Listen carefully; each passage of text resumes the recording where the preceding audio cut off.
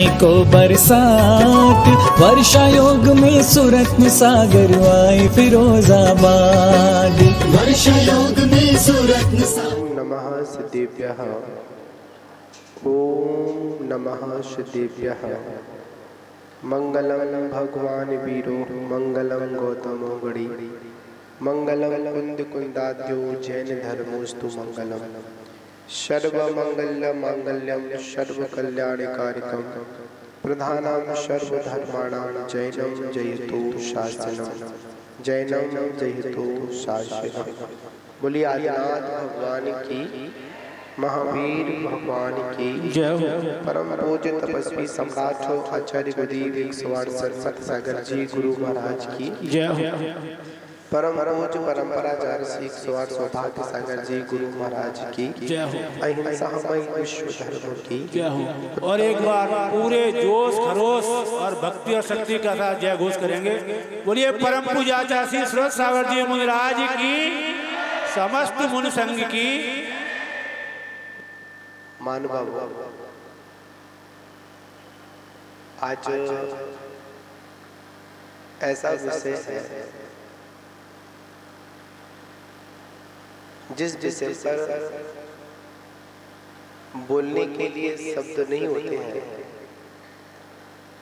यहाँ पर तो सिर्फ एक अनुभव ही काम करता है, क्योंकि सत्य वो विषय है जो वचन गंभ नहीं अनुभव में होता है। अधिकांश हम लोग क्या करते हैं, इस सत्य को मात्र जो देखा है वैसा कह देना उसको ही सत्य मानते हैं। पर आचार्य भगवंत इस सत्य की परिभाषा को और ऊपर की ओर लेकर जाते हैं कि जो कसायों से मुक्त होता है उसी के जीवन में सत्य धर्म होता है। जो कसायों से मुक्त होता है वही संपूर्ण सत्य की बात करता है। महान बाबू आचार्य भगवंत कहते हैं, जब तक हमारे जीवन में इन कसायों का अभाव नहीं होगा, राग द्वेष का अभाव नहीं होगा, तब तक हम सत्य भाषण कर ही नहीं सकते हैं। महानुभावों, जो हमारी निर्विकल्प अवस्था है, निर्विकार अवस्था है, उसी को अपन सत्य कहते हैं। तो आज हम इस सत्य से जुड़े हैं। वास्तविकता में देखा जाए इस आत्मा के अलावा और कुछ भी सत्य नहीं है। एक सूत्र आता है, ब्रह्म सत्यम जगत मिथ्या। मतलब इस संसार में अगर कोई सत्य है तो मात्र आत्मा के अलावा और कुछ भी सत्य नहीं है।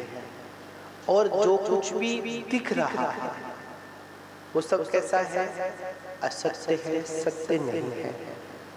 पर आचार्य कहते हैं लोक व्यवहार में किसी की बात को कहना वो भी एक सत्यता में आता है। पर आचार्य कहते हैं कभी ऐसा भी सत्य मत बोल देना जो अप्रिय हो। कैसा? ऐसा भी सत्य मत बोल देना जिससे किसी दूसरे वाले प्राणी की घात हो। और ऐसा झूठ भी मत बोल देना। झूठ देखिए कहा जाता है सत्य अगर अप्रिय है तो वो भी ठीक नहीं है, और झूठ अगर प्रिय है तो वो भी ठीक नहीं है। महान हमको तो झूठ नहीं बोलना चाहिए। और वास्तविकता में सत्य की परिभाषा तो तब प्रारंभ होती है कि जब हमारे जीवन में अणुव्रत, महाव्रत आदि की और भाषा शक्ति का क्या होता है, गुप्ति आदि का प्रयोग करते थे। महान हम अपने जीवन में आज सत्य धर्म की विवेचना में सिर्फ इतना ही समझें। क्या समझें कि हम अपने उस आत्म तत्व को पहचानने का प्रयास करें।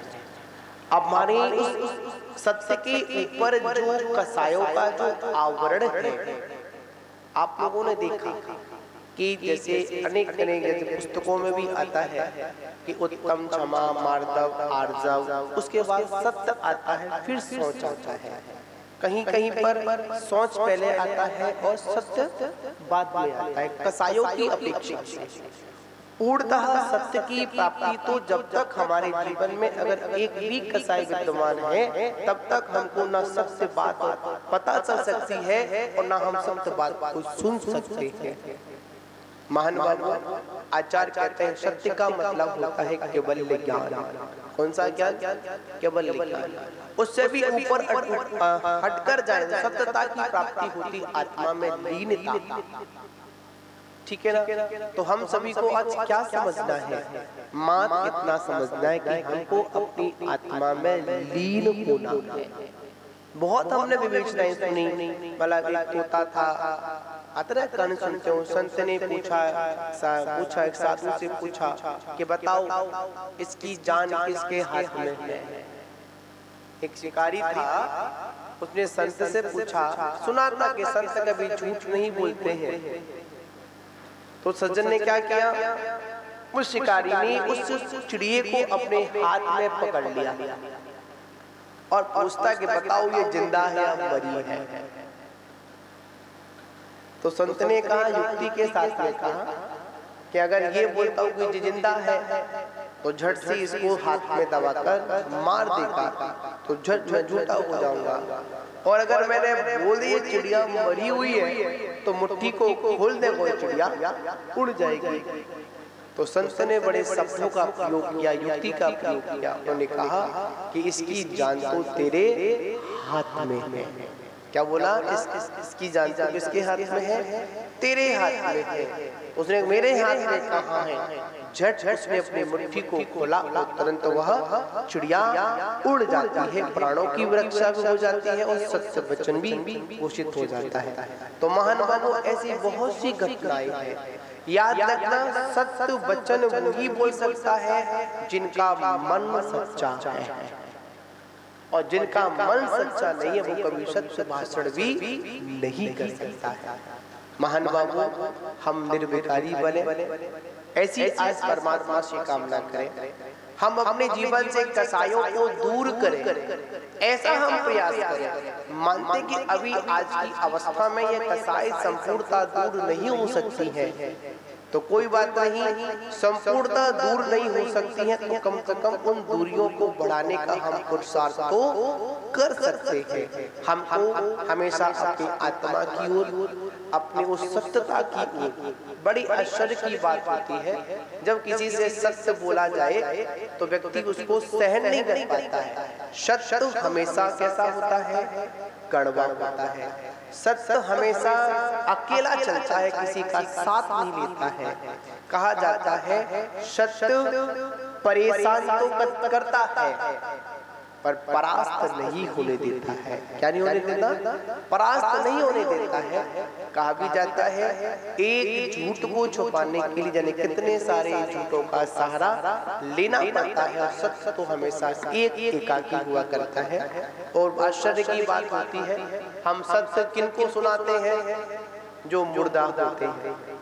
कौन होते हैं? किसी की अंत्येष्टि जा रही हो तो वहाँ क्या बोलते हैं? राम नाम सत्य है, अनंत नाम सत्य है। वहाँ पर सत्य का बोध कराते हैं, कभी जिंदा को कभी सत्य का बोध नहीं कराते हैं। कहीं पर शादी फंक्शन वगैरह हो रहा हो और अगर कोई वहाँ पर बोल दे कि राम नाम सत्य है तो उसकी तो आराम से टुकाई हो जाएगी, ये क्या बोल रहा है?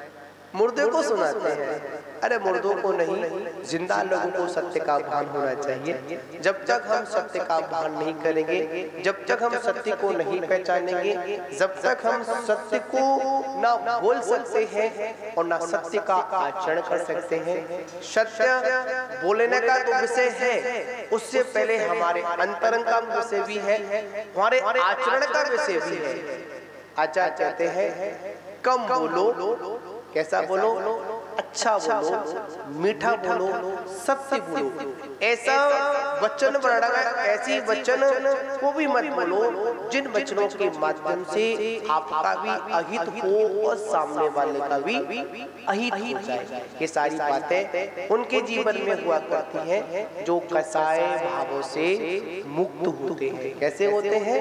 ये आप लोग 10 धर्म की भी पूजा करेंगे, उसमें आता उत्तम, क्षमा, मार्दव, आर्जव भाव है, ठीक है ना। उसके बाद सोच, सत्य, संयम, तप और दान, क्या इसके उपाय है, ठीक है ना। और आकिंचन और ब्रह्मचर्य, ये क्या है? सार है। तो महानुभावों, अभी तक हम भावना बढ़ा रहे थे, अब उपाय के, अब हमको अपने ऊपर उसका उपयोग करना है। क्या करना है? उपयोग करना है। कल हमने अपनी आत्मा को पवित्र बनाया। जब आत्मा पवित्र बन जाती है, जब सारी कसाएं बाहर निकल जाती है, तभी वहां पर सत्य का आगमन होता है, ठीक है ना। जो रागी द्वेषी होते हैं वो क्या करते हैं? कभी सत्य भाषण नहीं कर पाते हैं, सत्य की पूर्ण विवेचना नहीं कर पाते हैं, और जिनके जीवन में सत्यानुगत होता है, सत्य महाव्रत होता है, गुप्ती होती है, समति होती है, और वो क्या करते हैं? सत्य ही बोलते हैं, सत्य का ही भाषण करते हैं, असत्य का भाषण नहीं करते हैं। तो आज के दिन आप ये तो नियम ले लो, उत्तम सत्य है, मैं क्या करूंगा? क्या बोलूंगा? सत्य बोलूंगा, असत्य नहीं बोलूंगा। और ये भी नियम ले लो कि आज के दिन अगर ऐसा कोई सत्य भी दिख जाए जो दूसरों के लिए प्राण घातक हो, ऐसा सत्य भी नहीं बोलूंगा। वहां से शब्दों को घुमा फिरा कर मैं बोल दूंगा, पर उस बात को स्पष्टता से नहीं कहूंगा। तो महानुभावों, ये आज का उत्तम सत्य है। बोलने को तो बहुत कुछ होता है, मन तो बहुत होता है कि बोले बोले बोले, पर क्या करें? ये भक्ति के पर्व है। कैसे पर्व है? भक्ति के पर्व है। आप भक्ति के पर्व में, भक्ति में इतने डूब जाते हैं तो जिन वचन को भूल ही जाते हैं कि जिन वचन का समय हो गया या नहीं हो गया, ठीक है ना। तो आप सभी लोगों को कोई बात नहीं, हमको क्या करना है? शॉर्ट में ही जीवन के सार को समझना है। तो जीवन का सार सिर्फ इतना ही है कि आप सत्यता को पहचाने, और सत्यता को पहचानने से पहले आप क्या करें? अपने जीवन से क्या निकालें? कषाय है, राग द्वेष है, मोह है ना। इन सारी चीजों को जितना जितना निकाल दोगे उतना उतना सत्य प्रकट होता चला जाएगा। सत्य कहीं बाहर से नहीं आएगा, सत्य तो हमारे अंदर स्वयं विद्यमान है। सिर्फ क्या करना है? ऊपर ही जो परतें हैं राग द्वेष की, मोह की, कसायों की, इनको निकालते चले जाओ, सत्य प्रकट होता चला जाएगा। इसी के साथ राम जय बोलो महावीर। धर्म की करने को बरसा